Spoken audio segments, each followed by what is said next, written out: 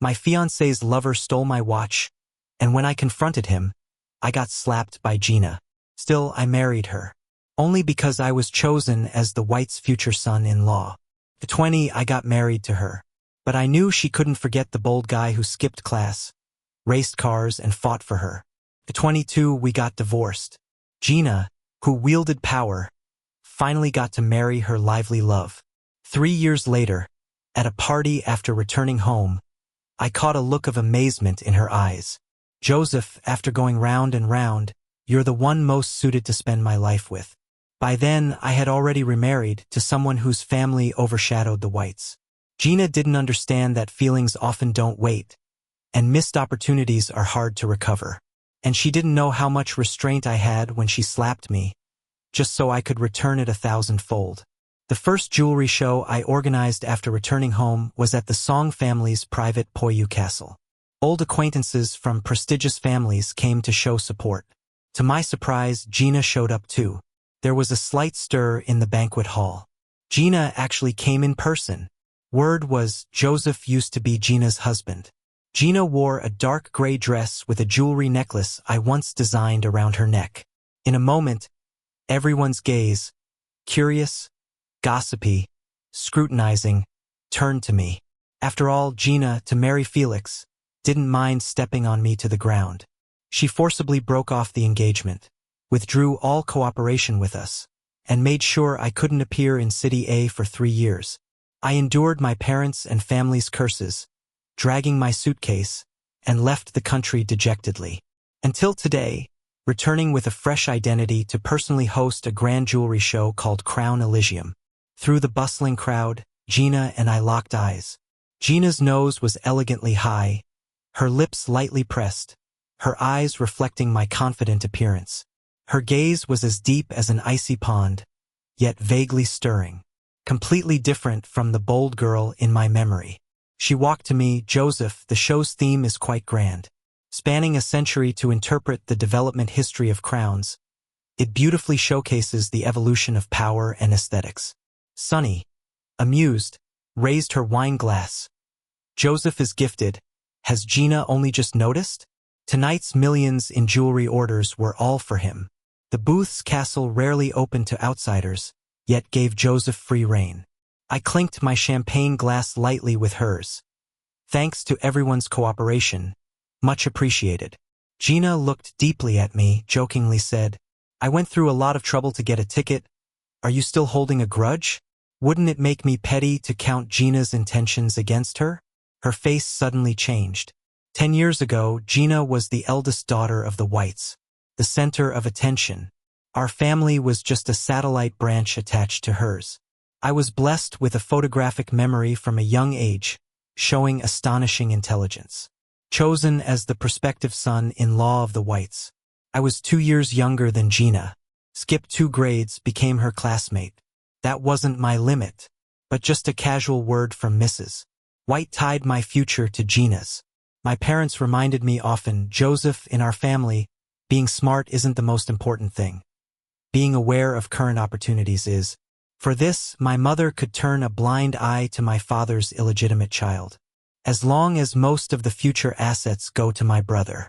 She repeatedly urged me to stay close to Gina and never disobey. Only then could we gain a share of the Whites' business empire. But what's gained by groveling can be taken away with a wave of someone else's hand. I knew early on not to look for security or belonging in anyone.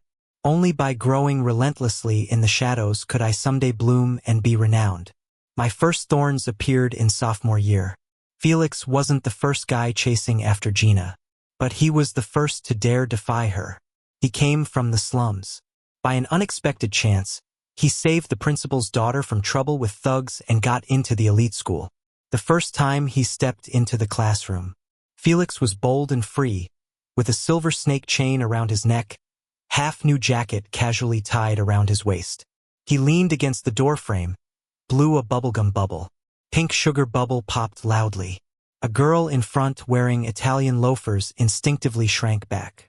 He scoffed, showing no anxiety about entering a different world. Gina, sitting in front of me, gave a faint hum. Felix slung his patched, studded backpack onto his desk, Yo, a free seat? He sat casually, not noticing the silence in the air. Some even gasped. Gina didn't like sitting with others, including me. The seat next to her was always empty. But that day, she didn't refuse Felix. From that moment, I realized some spots are reserved for certain people. Hearts too. Felix's grades were terrible. Same party-goer, Gina was streets ahead. There's a difference between the rich and the poor. Gina didn't like listening to lectures, but her family had overseas Ph.D. graduates, tutoring her personally, with authentic movie voices surrounding her. Even if she wasn't interested in learning, there were countless Ivy League senior teachers making learning fun, helping her grasp knowledge through play. Being immersed in it was far better understood than rote memorization. Seeing Gina effortlessly score in the top 10 of the whole grade while sleeping in class. Felix slammed the table. Pretend sleeping is the real trick? Gina, dare to compete for real? The girl lazily opened her eyes. Bet on what? Race cars. If I lose, I'll run 3 laps around the playground. She looked at me challengingly. Everyone in school knew I was Gina's future husband. From the first time he saw me, Felix showed extreme dislike and displeasure. While reciting French grammar, I heard the sound of a stall door being kicked loudly. He pulled out a phone from his torn school uniform pants. Why does Joseph get to live in a villa from birth? I go home. I have to give up my room to my cousin and sleep on the couch. Felix didn't know. For humans, the best comfort is knowing someone's pain isn't unique. Gina didn't give me a single look, as if she didn't see that sentence as invisible humiliation for me. Just like, she didn't care if I followed her around but treated me as a pretty ornament, a show-off asset. The young girl twirled her pen with grace, spoke unhurriedly. What if you win? A lively smile curved Felix's mouth. Spend a night with me. After the bet, Gina took Felix camping on the mountain for a night. I was punished and had to kneel before my ancestors' tablets. My father, all sanctimonious, said, being noticed by the whites is a blessing for you. If you can't even hold on to a woman, what's the point of you? I ended up in the dark room. The dirt of a powerful family often hides in unseen corners. 7 days later, Gina informed the family to let me go back to school. My father, all fawning, agreed. I realized it was she who pulled the strings. The reason was simple. Felix mocked me for being too obedient, saying that if I was locked up, I wouldn't dare rebel. Back at school, he drank organic milk with a straw inserted by Gina and played with a pendant with an amazing color quality. Furious, I searched violently through my drawer. He wanted to take everything from me. To protect the necklace my grandma left me, I had made a secret compartment to hide it. Give it back. Give back what? I warned. Give it back now, and I'll pretend I didn't see anything. If the police get involved, it'll be too late for apologies. Felix sneered. Go ahead and find it. I've never taken anything from you. Gina walked in. Felix took her arm and said, just because I'm not from your world, they assume you gave me this pendant because I stole. Gina pulled Felix closer, saying, Joseph, the necklace was my gift to Felix. Impossible. My grandma had personally commissioned a crescent for me. My voice was cold. Say it again and return the item. Felix's smile vanished, and he accidentally dropped the pendant, shattering it. Rage boiling, I grabbed his collar. But before I could swing, Gina forcibly grabbed my wrist. I refused to back down. Perhaps it was because he knew Felix enjoyed causing trouble, taking his antics as a thrill. Or maybe it was dissatisfaction from my uncharacteristic defiance. Then came the slap. Gina's powerful slap landed hard on my face, throwing me off balance and sending me crashing into a chair behind me, then to the ground. Looking up, Gina was momentarily stunned, while Felix displayed a triumphantly malicious smile. Gina didn't apologize after the slapping incident. Instead, she grew even closer to Felix. She indulged him with reckless driving, skipping classes, fighting, and showered him with all her favoritism, even clashing with her mom for him. And 2 years after marrying me, she insisted on divorcing and marrying someone else. In just 3 years, Gina seemed different. Watching Felix walk in, Irritation was all over her face. Felix waved his watch in the light, saying, "This is the ring you bought me when we got married. It's a bit old. I heard you spent 30 million on some jewelry. I came to see if anything piqued my interest." He stared at me with a challenging gaze. I smirked. "Sorry. All my jewelry is premium haute couture. 30 million only buys an entry-level piece." Felix's face turned dark instantly. Before he could retort, Gina subtly withdrew her arm from his embrace and said flatly, "Tone it down, don't cause trouble." Her eyes probed between my detached expression and Gina's stern profile, perhaps from growing up in the streets. Over 1,000 nights of elite grooming hadn't taught Felix any restraint. He downed 3 glasses of red wine, unable to suppress his anger, saying, "Gina, don't think I don't know. You canceled important meetings to rush back here. A year ago, ever since your ex-husband gained fame, you've been overly attentive to his activities." Before he could continue, Felix staggered and accidentally toppled the champagne tower made of Templar crystal glasses. The scene was chaotic. A private butler approached, respectfully solemn, "Sir, the glasses you toppled are a treasured collection of my ladies." The place was abuzz. Everyone knew about the booth's rise in a city. Current head Violet wielded significant influence in the business world. Offending anyone but her would be a grave mistake. Amidst the gasps, I heard Gina's gritted teeth words, "Felix, don't disgrace me again." Gina personally apologized to the butler, promising compensation, a rarity indeed. 8 Arcs leaned in, saying, divorcing was the right choice. Ms. White's illness led her to transfer power to her daughter, and the Whites began declining rapidly. I'd heard about Gina's indulgent upbringing. Raised on praise, stubborn and headstrong. Marrying me was her greatest compromise. Gina's father, self-sacrificial for his first love. Within 2 years of marriage, using the manners I'd picked up growing up, I mingled with high society, balancing family affairs. They praised my composure at a young age, calling me the Whites' dutiful supporting figure. But Gina threw me out for Felix. I recalled her bitter words on our wedding day, "Joseph, if this is what you want, just take it." After the wedding, she treated me coldly, deliberately neglecting me. At that time, Felix couldn't even earn a diploma. He wasn't academically inclined but excelled athletically, quickly advancing his riding skills at the equestrian club. Gina adored the wild freedom of the young man on horseback. It was something she, nurtured in luxury, never truly had. She once told me, "Joseph, born in opulence, you were shackled by propriety, utterly boring." Felix had nothing, yet he was like a wildfire, vibrant and unrestrained among thorns. I genuinely love him, enough to break every rule for him. Ridiculous that true love didn't even last 7 years. Less than half a month before the jewelry show, Gina approached me a few times. I declined. I knew her motives. Business and personal reasons all mixed. 4 years ago, I had helped an elderly lady restore a jade pendant from her late husband. The couple had shared a devoted 50 years. The son, seeing our interest in expanding into the South American market, proactively proposed cooperation. But recently, they unilaterally ended the partnership and reclaimed port operations. It was a harsh blow, hitting Gina's ambitions hard. She hoped to mend fences and asked me to mediate. I sneered, "Gina, you didn't think buying 30 million worth of jewelry gives you the upper hand over me, did you? Joseph, you always listened to your mom before. She's gravely ill. You wouldn't want her worried about these trivial matters, right? I was wrong before, shouldn't have embarrassed you for Felix. For if you all hadn't gone too far, I wouldn't have made your family go bankrupt. In the end, it's all because of you." Gina's voice grew quieter. I thought about it for a while before I realized what she meant. My parents, upon discovering Felix and Gina's entanglement, came up with some really bad ideas. When I refused to act, they called me back for a good scolding. 3 years ago, Felix was kidnapped and almost got burned alive in a warehouse.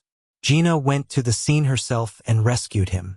When the news reporters arrived, the wealthy heiress was passionately kissing the rebellious horse trainer. Because of this, Gina completely turned against me. She filed for divorce and ended all our partnerships. I was invited to our high school reunion. The class president, who was organizing it, looked apologetic. Joseph, Gina never used to attend. Not sure why she came this time and even offered to cover all the costs. I gave her a bracelet as a meeting gift and prepared something for the rest, too. Back in the day, I was the youngest and my classmates took good care of me. But Gina, having Felix by her side, looked down on families less well off than hers. We all pay the price for arrogance. The once cold and haughty Gina had to bow to reality. I knew Gina's likes and dislikes well. I knew what soup she loved, picked the perfect coffee for her, and organized her events. Joseph, let me peel that shrimp for you. I frowned slightly. Felix had made her vow to only peel shrimp for him.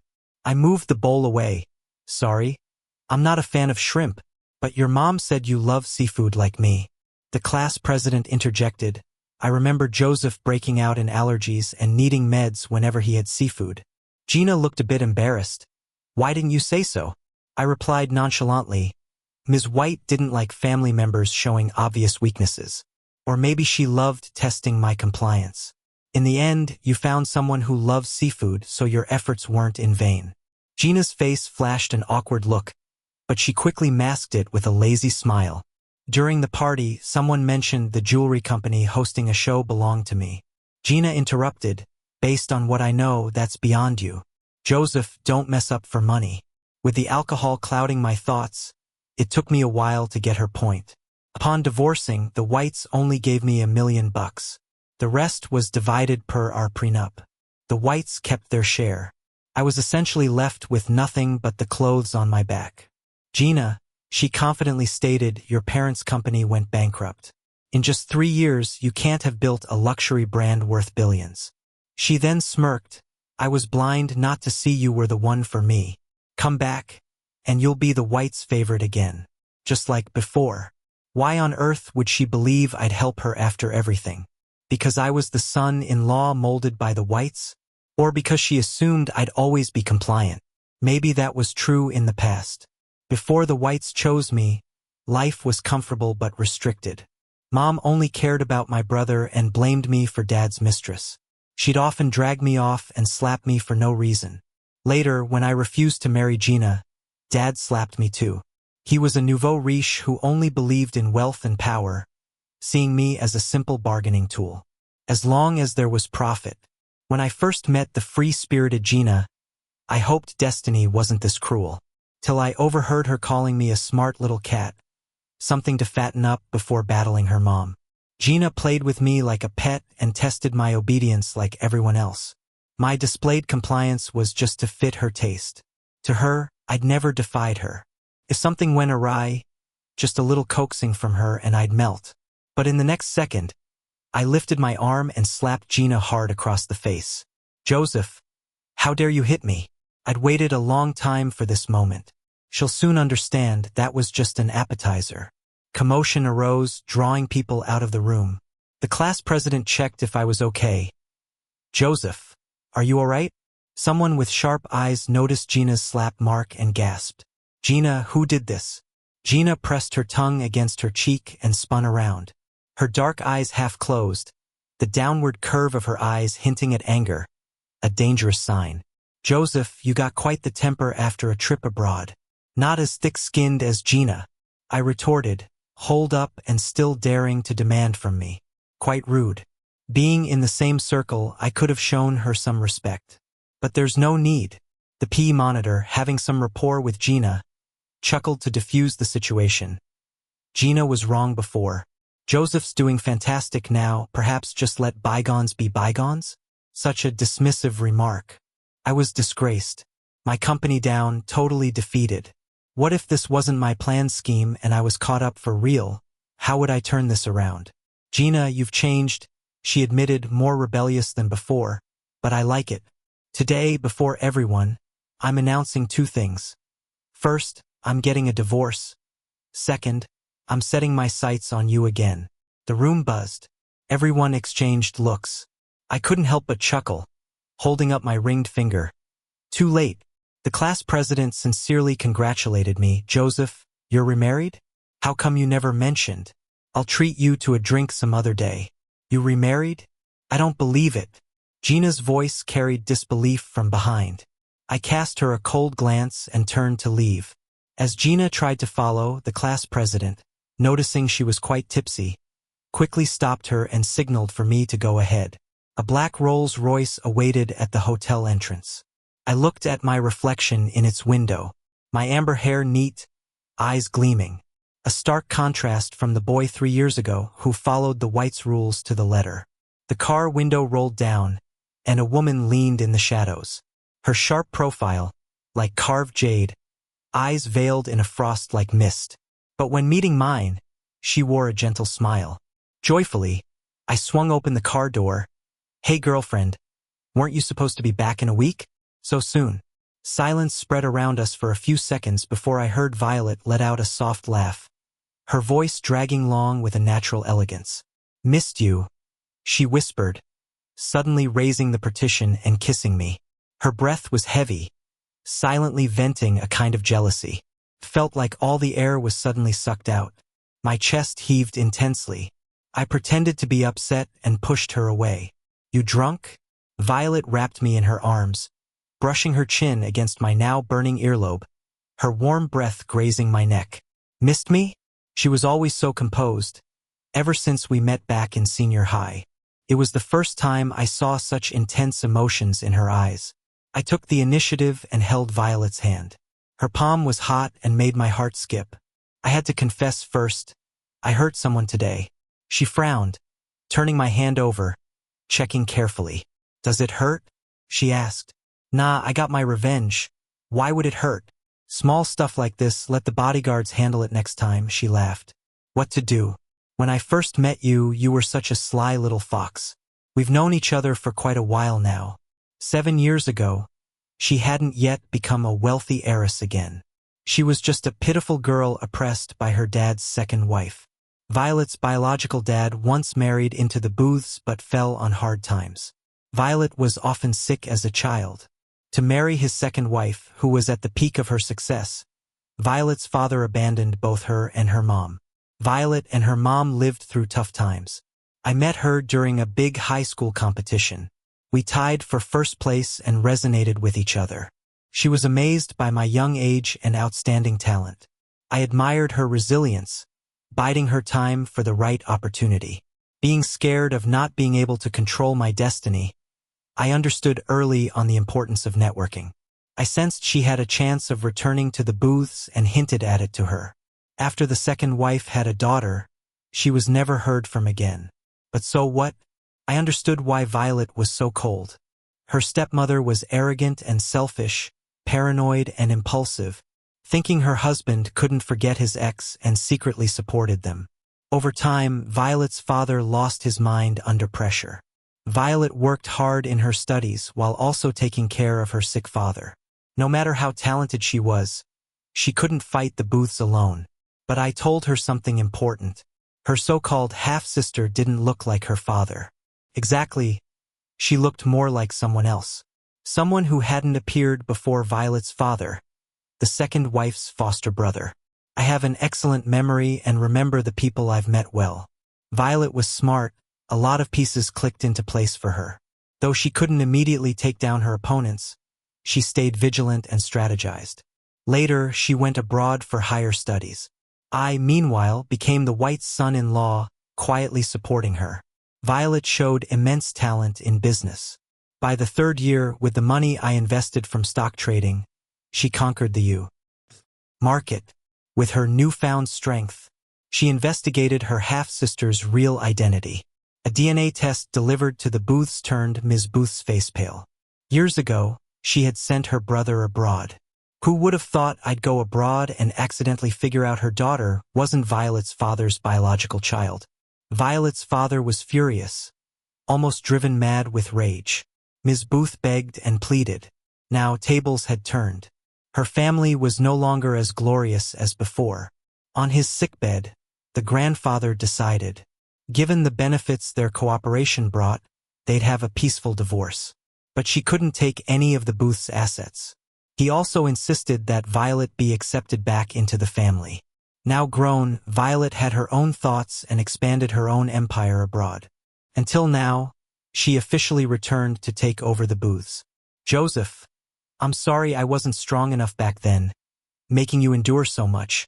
Well, in life, everyone faces hardships. At least we have a bright future ahead. When I saw Gina again, it was at the booth's banquet. Felix was there too, trying to hide the dark circles under his eyes. At a class reunion, Gina joked about marrying me, which somehow reached his ears. He tried to cause trouble but couldn't even get into my company. We haven't seen each other in years, and he hasn't matured one bit.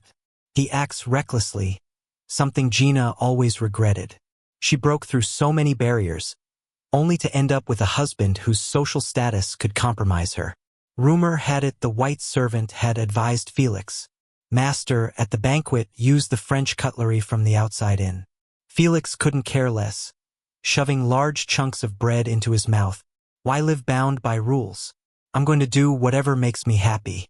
His carefree attitude was something Gina admired. But in any circle, there are unspoken rules. Plus, Felix's identity was widely criticized. When Gina took him to fancy restaurants, they were often met with looks full of sarcasm or curiosity. At family gatherings, a branch of the Whites suddenly asked, "Gina, what did your husband donate to the charity fund?" Someone said they're fakes. Gina, always proud, had never endured such humiliation. She turned to Felix. "What's going on?" Everyone was waiting for the drama. Felix didn't even bother to pretend, squabbling back. Why give something that expensive to some poor folks outside?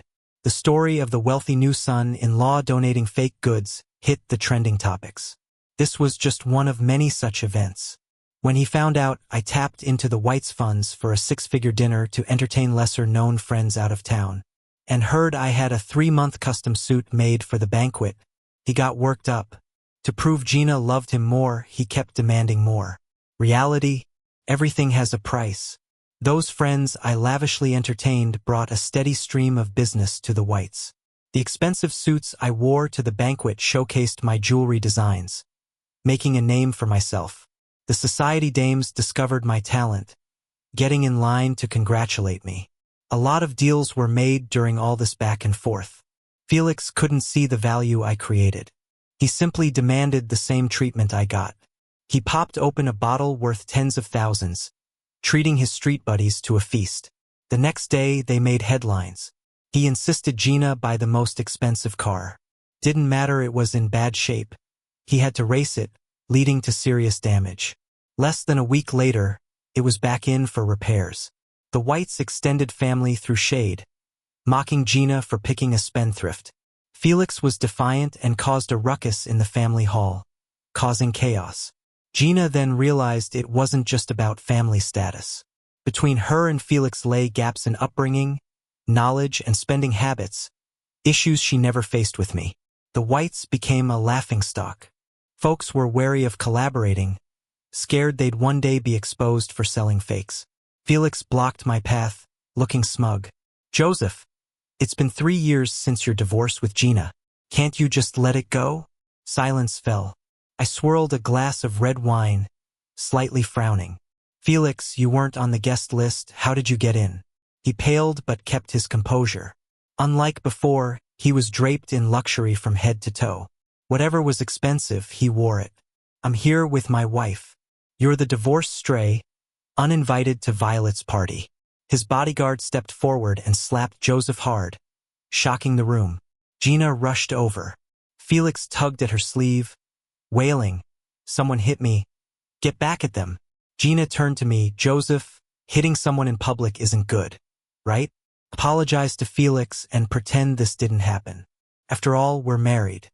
Felix getting hit doesn't look good for the Whites either. I chuckled. "Gina, my bodyguard earns $1 million a year. He wouldn't hit someone lightly. How about asking him what your husband did?" The bodyguard played a video. Felix had secretly spiked my wine and sent it my way via a waiter. Felix was shocked, stammering, "No, I just added vitamins. It'll be tested soon enough." Gina blocked my bodyguard and looked at me. "Joseph, give us a break. Felix is sick. No wonder he's been quiet lately." I said flatly, "He's not my problem. Being sick isn't an excuse." Gina had a pained expression in her eyes. Felix smugly said to me. I'm with Gina now. There's no way you'll ever get back to the Whites.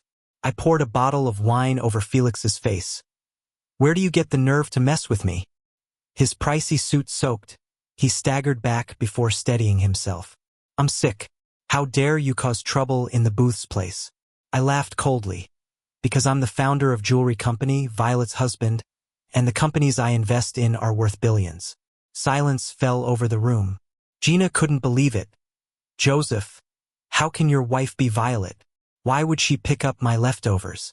This time, before the guard could act, I grabbed her collar and slapped her hard. Gina tried to fight back, but the guard pinned her arms down. Everyone exchanged glances. Violet came down from the second floor after a meeting. She wrapped an arm around my waist. Honey, who upset you? Someone filled her in on Gina and Felix's antics. Violet took my hand and gently blew on it. I told you, leave the rough stuff to the guards. Her affection starkly contrasted with her icy reputation. Gina was at a loss for words. She had come hoping to gain the Booth's cooperation, never expecting this scene. Many had heard about Violet defying her father, secretly marrying abroad to protect me, keeping the news tightly under wraps. Gina never imagined it was me. Misunderstanding. Violet, I can explain. Violet spoke frostily. 3 years ago, I snatched what you wanted. 2 years ago, you wanted a South American deal. I found financial issues in your company and had them back out.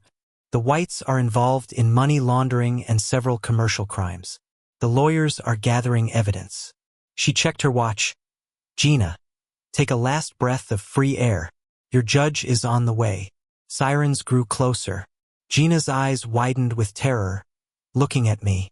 Joseph, did you work in our company for 2 years, rotating jobs just to uncover our secrets? That's right. You hate me so much that you're bent on destroying the Whites? Indeed.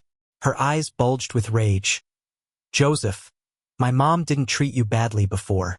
Sure, the divorce was harsh, but your family had it coming. Who told your parents to kidnap Felix? I tossed documents at her feet. Use your brain.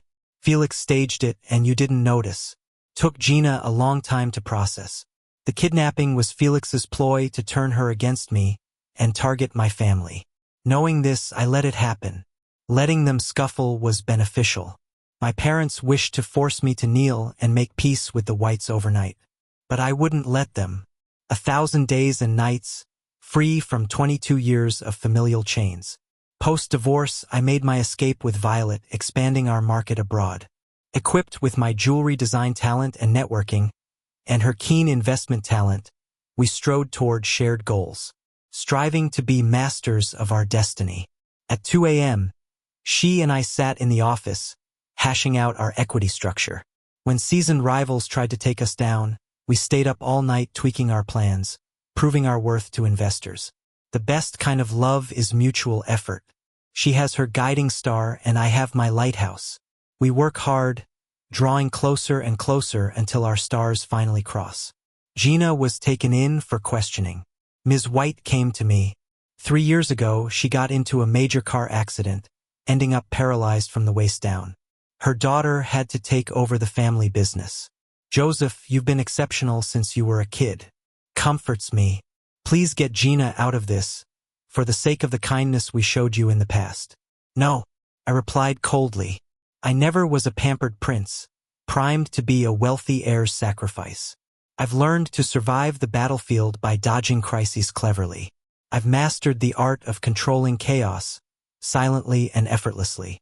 Ms. White's gaze turned icy. If it weren't for the Whites, you'd be just another family casualty. Joseph, you owe me gratitude. Ms. White, times have changed. Acting superior isn't exactly helping this conversation. People think marrying into wealth means a life of luxury. It's not that simple. Ms. White is all about looking out for number one. She made sure I always minded my manners, chose my words wisely, and kept her family's feuds in check. She expected me to especially look after her beloved daughter. When Gina liked a punk, she had my family lock me in a basement, forcing self-reflection. No social media accounts for me. My bodyguards were more like spies, Having my passport taken away was just the beginning. My study abroad reference letter? Burned. I used to have wings, but they got clipped. Joseph, I regret it. Letting you into the company was a huge mistake. If the Whites were innocent, they wouldn't have ended up like this. Karma's a cruel mistress. Ms. White, I've got a gift for you. Turns out, the accident was caused by Felix's dad. His family got some relative who drives tractors to hit you on an unmonitored road. The driver died on impact, and you were gravely injured. The driver escaped into the mountains. It was Felix's mom who promised her nephew a city life. 6 months ago, Gina knew but was too afraid to tell you. Ms. White's eyes filled with rage. Impossible. I worked so hard for her. Why do me like this? When a mother's power looms too large, daughters often rebel. Her feelings towards her domineering mother were akin to a beast trapped in a cage. She relied on protection but desperately wanted to break free. Felix appeared just as she was ready to prove herself. Ms. White was blinded by revenge. With the evidence I gave her, she took Felix's family to court. When Felix came to me looking worn and beaten, he said, "Joseph, I won't fight you for Gina anymore. Just get her, my uncle and cousin out of it." Why should I? You've cared for Gina for years. How can you let her rot in jail? Felix, I interrupted coldly, I never liked Gina. Never. How's that possible? You've always gone along with her, helped the Whites grow the market, expanded their network. And I get laughed at for being useless. To deceive the Whites, of course. You gotta give a little to reach the center of power. We've all got it wrong. The real mastermind is you, Felix mumbled. Playing dumb and catching the tiger isn't evil. It's smart. Subservience was my old self dying. I stayed sharp, armed with talent and ambition, always keeping an eye on the prize. Unable to sway me, Felix drew a knife, aiming for a standoff. Too bad my bodyguards acted swiftly. He tumbled down the stairs, leaving a trail of blood. Stop. I'm just unwell. You can't take me. By the time he reached the hospital, he'd lost a kidney. Ms. White didn't make it through the winter. My parents tried several times to reconnect through tears and regret. I refused to meet them. They skulked back to the countryside with my brother, a boy raised in luxury, causing constant trouble. Truly the perfect heir. No complaints from my parents, who just pray the ancestors will bring our family prosperity again. But ancestors have limits, and any past glow is enough for me. On the day of my grand wedding with Violet, Gina was diagnosed with stomach cancer and tried to end it all in prison. Luckily, she was found in time before bringing trouble to the guards or jinxing our anniversary. She sent me a love letter, full of apologies for not appreciating me and begging for forgiveness. Didn't bother to read it. I sent it to Felix. With his possessiveness, he'd surely storm at Gina. A dogfight like that? Way more entertaining, but not worth my time.